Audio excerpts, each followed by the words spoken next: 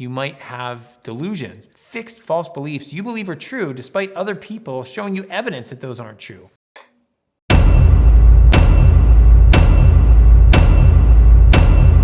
We think this has to do with a lack of neurotransmitters when you're depressed. So there's less serotonin, norepinephrine, and there's less acetylcholine. And for some reason, this makes us wake up early. Sometimes hypnotherapy can also be used to treat sleep disorders and insomnia. It cannot change the level of neurotransmitters in your brain that are correlated with depression. We've got the chemical imbalance myth being pushed in 2024.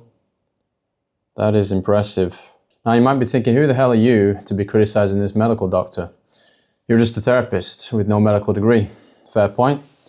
So I'll just quote the experts that have debunked this approximately 1 million times. Let's go back to 2005, shall we? Lacasse and Leo. Contemporary neuroscience research has failed to confirm any serotonergic lesion in any mental disorder and has in fact provided significant counter-evidence to the explanation of a simple neurotransmitter deficiency.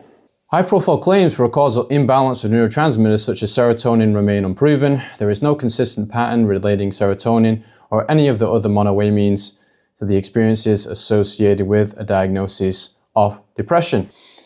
You want even more? We can go to UCL, Joanna Moncrief, one of the most respected psychiatrists in the world. Our comprehensive review of the major strands of research on serotonin shows there is no convincing evidence that depression is associated with or caused by lower serotonin concentrations or activity. The authors go on to say, this review suggests that the huge research effort based on the serotonin hypothesis has not produced convincing evidence of a biochemical basis to depression. This is consistent with research on many other biological markers. We suggest it is time to acknowledge that the serotonin theory of depression is not empirically substantiated. You know, this theory is so thoroughly debunked that there are actually psychiatrists that deny that psychiatry ever promoted it in some meaningful way. You can look at someone like Ronald Pies, who made this claim, which has been debunked. You can look at this article by Philip Hickey, and you can also look at all these quotes from high-profile psychiatrists, doctors, and Big Pharma shilling this scam. We do know that now there are over 200 genes responsible for schizophrenia. And what happens is if you have enough errors in those 200 genes, you might develop schizophrenia. No, the gene stuff on schizophrenia is incredibly overblown. You can even look at the chair of the DSM-5 task force that put out a statement in 2013, the year that the DSM-5 was published. We've been telling patients for several decades that we are waiting for biomarkers. We're still waiting. We can also go back to the DSM-4 task force chair, Alan Francis. Billions of research dollars have failed to produce convincing evidence that any mental disorder is a discrete disease entity with a unitary cause. Dozens of different candidate genes have been found, but in follow-up studies, each turned out to be fool's gold. You can read more about this in Jay Joseph's writing. He's written about this 1 million times, cataloging all the failed replications of these supposed gene discoveries is nonsense, and the whole research methodology based on diagnosis is garbage. What happens in depression is that we have lower levels of serotonin. And when I talk about serotonin, I mean between neurons in the synapse, that connection between nerve cells. There are medications called selective serotonin reuptake inhibitors, the big fancy name, SSRIs, that target serotonin receptors and block them. And then the serotonin sticks around in that synapse. With that, you get increased dendrites, which are the branches of the nerve cells. And with that, you get an elevation of your mood, hopefully. Medications in this category might include fluoxetine, or the brand name Prozac, sertraline, which is Zoloft, escitalopram, which is Lexapro. What we think these medications do is increase the number of dendrites. That's part of the reason it might take 2 to 6 weeks for these medications to work. You're increasing synaptic connections. Okay, so this is complete and utter nonsense. So you think if this was true, okay, so before you start taking these drugs, you would get a baseline measurement of your serotonin levels. And then once you start taking the medication, you'd follow up and then you'd measure them again to see the change. Why don't they do that? Dr. Daniel Carlett has the answer, so we will defer to him. You don't have to take my word for it at all. You can't just put a syringe into a living brain and draw out fluid without damaging brain tissue. And even if you could, levels of serotonin in a brain humming with neural activity are likely to ebb and flow unpredictably. Thus, scientists have had to settle for indirect measurements, such as the breakdown products in the blood, urine, or cerebral spinal fluid. Another indirect, or if more gruesome, method entails removing brains from bodies after death, grinding up the neurons and measuring levels of neurotransmitters post-mortem. Though some results have been suggestive, all these studies thus far have been inconclusive. The most recent definitive review of all basic antidepressant research, published in the New England Journal of Medicine, stated this clearly. Numerous studies of norepinephrine and serotonin metabolites in plasma, urine, and cerebral spinal fluid, as well as post-mortem studies of the brains of patients with depression, have yet to identify the purported deficiency reliably. Want more evidence? Let's go to Harvard Medical School. Irving Kirsch, 2014 paper that he published after he published a book exposing all this chemical imbalance nonsense, in which he summarized his research on this topic as follows. Antidepressants are supposed to work by fixing a chemical imbalance, specifically a lack of serotonin in the brain. Indeed, their supposed effectiveness is the primary evidence for the chemical imbalance theory.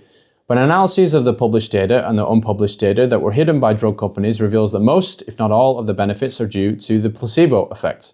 Some antidepressants increase serotonin levels, some decrease it, and some have no effect at all on serotonin. Nevertheless, they all show the same therapeutic benefit. Even the small statistical difference between antidepressants and placebos may be an enhanced placebo effect due to the fact that most patients and doctors in clinical trials successfully break blind.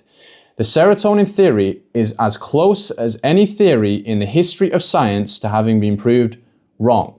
Instead of curing depression, popular antidepressants may induce a biological vulnerability, making people more likely to become depressed in the future. Oh, and another fun fact. Did you know that fluoxetine, aka Prozac, should never actually have been approved, and the FDA broke their own rules in order to get it approved? Let's go to Peter Breggin, perhaps the most credible source alive today on this subject, psychiatrist and expert witness that has been involved in countless lawsuits because Big Pharma gets sued relentlessly because of how much harm they do to people. When it came time to approve Prozac, the combined efforts of the drug company and the FDA could not come up with even one good study that unequivocally supported the value of Prozac in comparison to placebo. The FDA then decided to break its own rules. It gave approval to Prozac based on its marginal effectiveness when in combination with addictive, tranquilizing drugs that reduced the patient's Prozac-induced agitation, anxiety, and insomnia. In the end, Prozac was in reality approved as a combination drug. Prozac plus sedative, addictive tranquilizers such as Valium and Dalmane. But the medical profession and the public were never told. Some mental health conditions do have a very strong genetic component. Things like bipolar disorder, schizophrenia, autism, even ADHD. In fact, in ADHD cases, sometimes 25 to 50% of the time, a parent has ADHD. But genetics are not the only part of the picture. Your environment plays a huge role in whether your genes are expressed. So you could have a gene or several genes that contribute to you showing a mental health issue. And if they're not turned on, then you're not going to express that. That's called epigenetics. It means there's something else that turns on this genetic code, that unlocks it. Okay, so first of all, having a parent that has a similar trait to you is proof of nothing. Obese parents raise obese kids. It doesn't necessarily have anything to do with their genes. It's because they eat the same food. So that's one of the reasons why we do things like twin studies, to control for that. So the family study stuff is useless for proving this stuff. Now, twin studies have their own issues that we don't have to get into. But this idea that there's a strong genetic component, again, there's no predictive utility to any of the supposed genes that have been discovered. They don't contribute to diagnosis in any way. The BPS stated no major genes of significant effect have been identified for any functional diagnosis.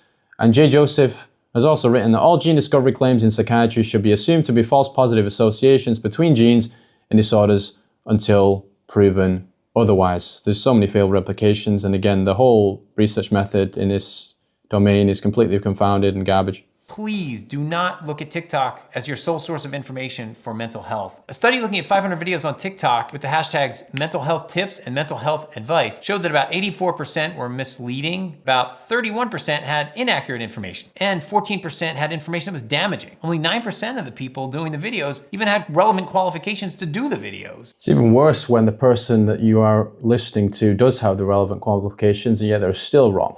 Oh, the sweet Sweet irony. Wired, get better, people, please. We have one more book to cover and then we're done.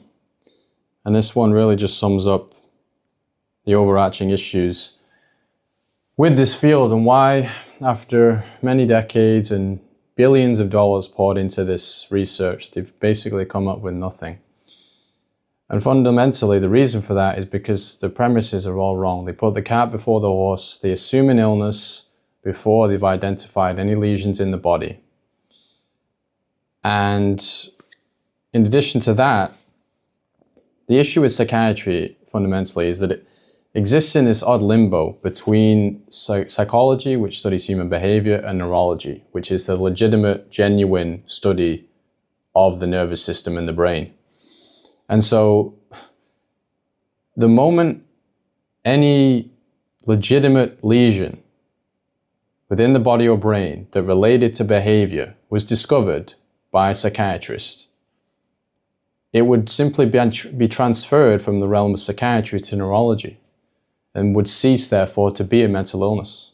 Something like epilepsy, we can point to parts of the brain that correlate with the behavior that it produces.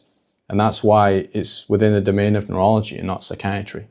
And this would go for any of their supposed mental illnesses that were at some point discovered to be related to pathology within the body.